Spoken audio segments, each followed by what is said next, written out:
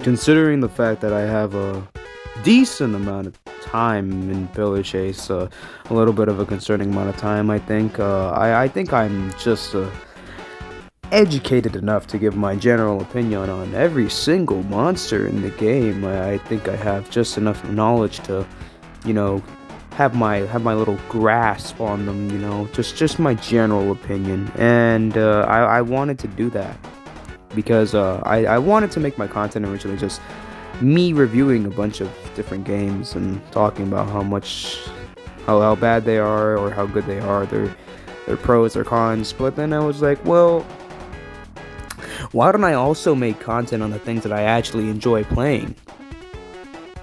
So I'm gonna do that now.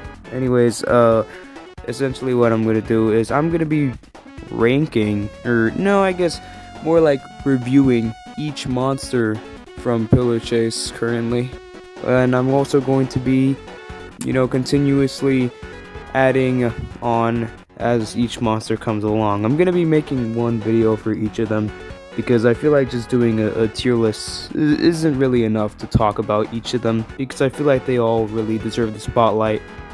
They're all very diverse from each other. They each have their own kits, which makes them very unique and fun to play as. Some of them are weaker than others, some of them stronger than others, and I'm going to talk about each of them in each video that I make for them. Obviously, I'm going to start from the starting characters to the newest release characters, and go forth from there. So maybe this will help you guys, learn what characters you want to buy, see who you want to play as for your first time as monsters, see who you like, and adjust to the kits of the characters that you want to play as, Of course, don't take it from me, right? These are just my general opinions, how much I enjoy the monster, how much I think they're fun and, strong. Of course, they're just my general opinion, like who you want. I will go into their kits, basically how they play, what they do, their pros and their cons, what makes them bad, what makes them good, their strengths, their weaknesses, obviously that simple stuff, and if they're, worth playing as, in my opinion, because there are some monsters I don't like, I'll be real. It's not a huge amount, but it's a good bunch. I just don't like some of these monsters, not because I think they're weak or anything like that, I just don't enjoy playing them. So let's just get into the first monster, and I'm sure you already all know, it's Vapor. Vapor is a slow powerhouse, being able to do 80 damage in a single hit, which is the current highest damage in the game. 80 damage is enough to put you in a bone break, which means once you get hit by him, you're most likely gonna die, because he just tends to usually always kill if he bone breaks you. There's nothing really you can do, especially considering when you get bone broken, your speed goes down and you are pretty much gonna get out stamina'd by him. So yeah, just don't get hit. It's pretty simple. But playing as him, sometimes playing as him can be one hell of a pain, because 18 sprint speed isn't really much to work with, He doesn't have that much stamina drain, not at all. His stamina drain is practically non-existent, but even then, he's just extremely slow. So even with all that stamina, it doesn't really have that much to, contribute. He does get a little bit of a speed boost every time he uses his demonic shift, but other than that, you're still pretty much slower than the player by a long shot. So you can't really catch up to them at all. It's more like you have to catch them by surprise, or unless they're an incompetent player, then you're most likely not going to kill them. Because if you're dealing with somebody who knows how to play the game, then you're pretty much out of options. There's really nothing you can do. They're pretty much just going to outpace you, loop you, and that's pretty much it. Vapor's skins are just, they're okay. He doesn't have that many good skins, if I'm being honest. I think that's one thing that I really hate, is that the starter characters don't have that many good skins compared to the, purchasable characters. Which I guess is fine, because they're the starter characters. Who uses them, Except me, because I have a level 55 Rosemary. But other than that, I really would appreciate that they got more skins, because playing as them just is boring. Boring just looking at the character. I really wish they had better skins, especially Rosemary, considering her skins are just kind of whack. If I'm being honest, Vapor has some pretty decent skins though. His Christmas skin was very nice. I really liked it. Plus his skeletal skin, which I'm really sad I wasn't able to get during the time that it was out. And his melted skin is cool too. But I didn't get it because I didn't have the money for it during Black Friday. Yippee. But other than that, his skins are just okay at best. His diamond skin is great though. I love it. It's a really nice diamond, and his gold is okay too. It's whatever. Focusing on his abilities, they aren't crazy, but they do balance him, because adding anything more to him when he already does an absurd amount of DPS, it's like he doesn't really need any of the the extra strengths. He's already pretty strong on his own. But with his abilities, he has these spider skulls, which essentially you can pop down a spider skull, you can send down at least 2, and they will go off to attack the nearest survivor that they find. With this, you can have them do a bit of extra damage, and if you get lucky and you catch them off guard, you'll most likely be able to one-shot them due to the spider skulls having done enough damage to get them down below 80 health.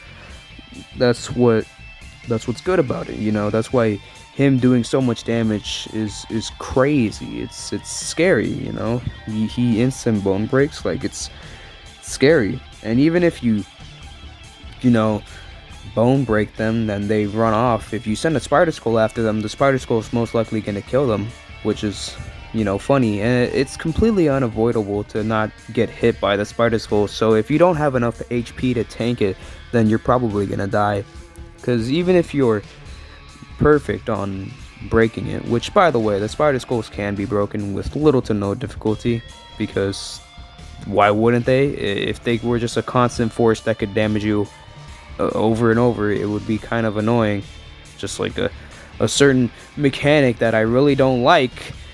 I hate this stupid hedgehog. Anyways, let's just get into the next ability, which is Demonic Shift.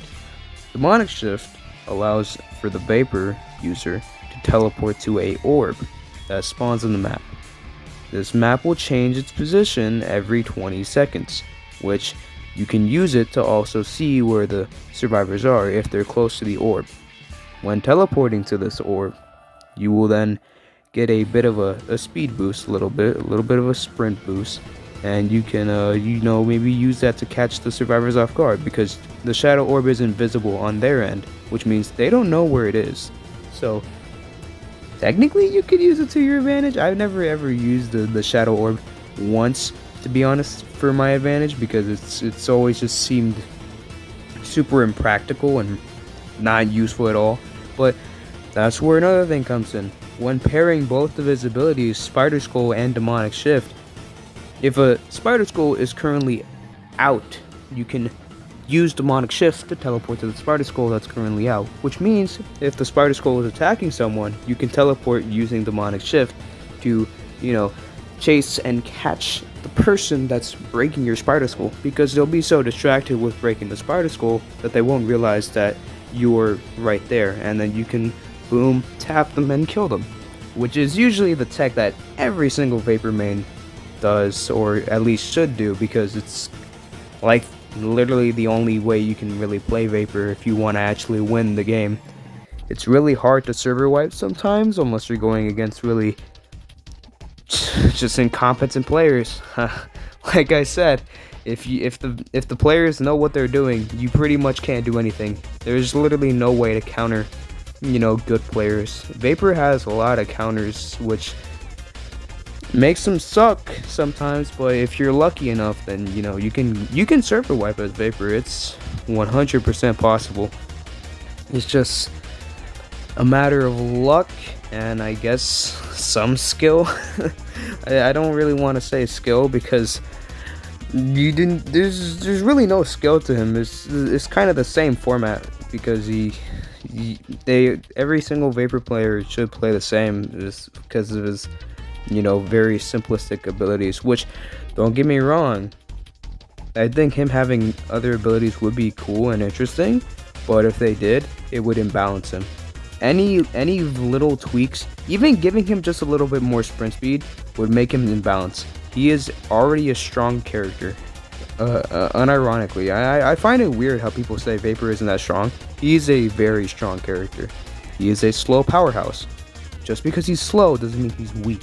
Because if he catches you off guard, you're just finished. And not to mention his hitbox. His hitbox is absurd. It's really hard to juke it. It's kind of like juking a Whis hitbox, which currently I think Whis has the biggest hitbox and Vapor is second to Whis. I think. I don't know. I would have to probably look into all the monsters. Well, it's more bigger to the front. So technically Uncle Samsonite has the biggest hitbox technically, but Vapor's is really big to the front, right? Because he swings his arm really far. So yeah, it's very deadly. It's just if you fumble once as a Vapor main, then it's very punishing. He's not super punishing, like there's really nothing you can do if somebody just knows how to play against a Vapor. Like they'll just run, you know, you send a Spider Skull out, they'll run, turn around, break the Spider Skull, keep running.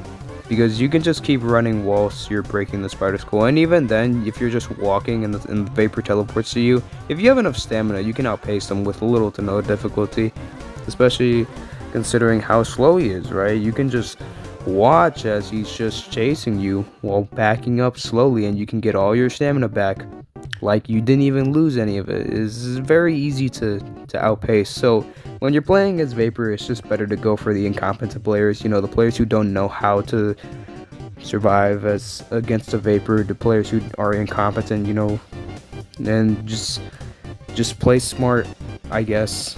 Other than all that extra stuff, I think Vapor is a perfectly decent starting character if you are just interested in, you know, baiting people.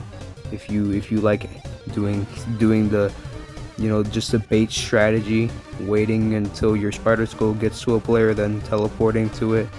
He's a very decent starting character, and his skins are not really that worth it in my opinion. I wouldn't recommend buying any of his skins unless you just want to, you know, look clean.